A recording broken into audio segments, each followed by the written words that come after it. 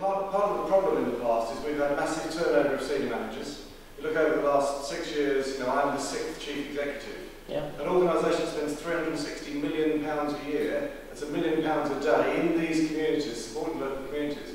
You can't churn senior management that quickly and get a strong sense of direction.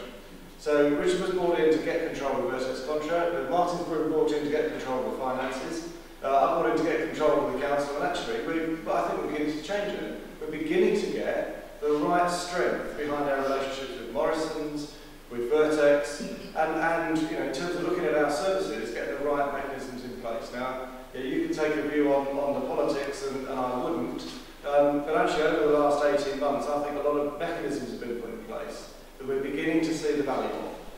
And without those mechanisms, I think those contracts were allowed to fail.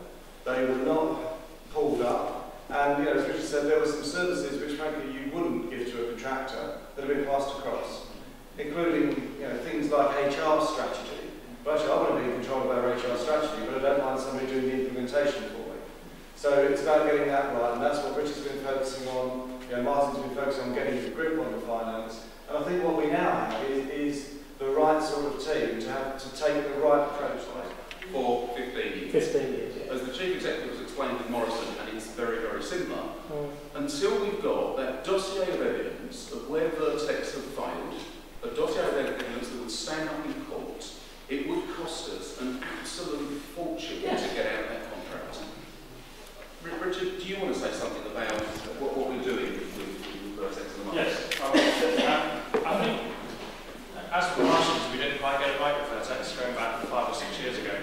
And I think we're kind of starting to catch up a little bit with the work we're doing. I think Vertex's contract is mixed, so I think some parts of Vertex are working very well, some parts aren't. And we've actually started in the last year to start to bring back some of the bits from Vertex that we shouldn't have given them in the first place. So you are starting to reverse it in part. I think also though, when you look at what Vertex and other organisations can offer, actually they can offer solutions where the council can't. So I think for me, outsourcing can work in places and it can't work in places. And I think one of the things we're trying to do in the council is to take an intelligent overview of where does it make sense to outsource and where it doesn't.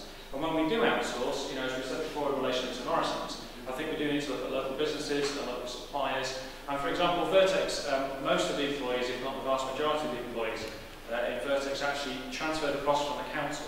So the majority of people that work in Vertex are actually local people that live locally. So they do recruit locally as well.